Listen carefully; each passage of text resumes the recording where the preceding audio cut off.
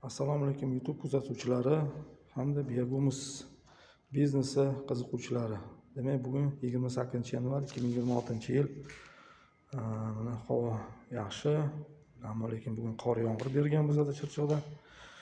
Demak, bugun setkamizni yengillashga qaror qildik. Bu setkamiz 2 yil ishlab berdi. Xudo xolasa tinmasdan mana ko'p joylari yirtilib, abgor holatga kelgani uchun buni almashtirib 4,5 setka qo'ymoqchimiz. Mayda, mana bundan sal yirikroq bo'ladi. Bu 3 bo'lsa, bundan sal yirikroq, qalinroq setka qo'ymoqchimiz.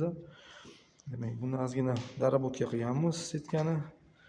Bu yoqdan sal bukib kiradigan tomoni, bu Biyagumus kiradigan tomoni va bu yoqdan Biyagumus chiqadigan tomoniga ham ozgina chiqishiga ham qo'shganmiz tunuka. Xudo xolasa endi mana bu setkasini yengillab olsak, yana boshqatdan elashishni boshlaymiz. Fevral kelib qoldi, sezon. Xo'sh, buni endi sal 3 metrga olib bormoqchi edik, lekin to'xtatdik.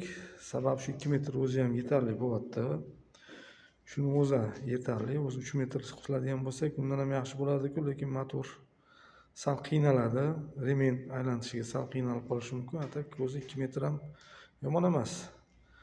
Shunga endi xudo xolasa to'rli setka qo'ysak, bunda sal chuvalchangni ham o'tib ketyapti. Bu yeriga endi bizga kerak emas, sababi drabilkada ishlatyapmiz. Drabilkadan juda ham mayda chiqib ketgani uchun biz to'rli qo'yishga jazm qildik. Mana bu biz 2 qavat qilganmiz, 5 likni. Bundan yaxshi chiqyapti. Butun shu qolib ketyapti, butun yaxshi chiqyapti. Buni endi almashtiramiz baribir. Endi bu yirtilib, ko'p joylari buni uzilib, abgor holatga kelgan. Setkalarimiz ancha yirtilib ketdi. Mana oralariga yamab chiqqan joylarimiz ham bo'ldi, endi iloji bo'lmadi.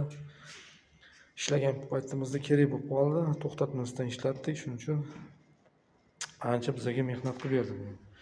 Endi xudo xolasa buni yengilab yangi sezonga tayyorlaymiz. Hammalarga omad. Instrumentinglarni soz holatga keltiringlar. Shunda ishinglar barakali bo'ladi, unumli bo'ladi. Xudo xolasa ish faoliyatida ham ertaga setka qotganimizda setkani ko'rsatamiz va keyingi ish faoliyatimizda ham buni ko'rsatib boramiz. Sog' bo'linglar, omon bo'linglar. Ishinglarga omad, xirmoninglarga baraka.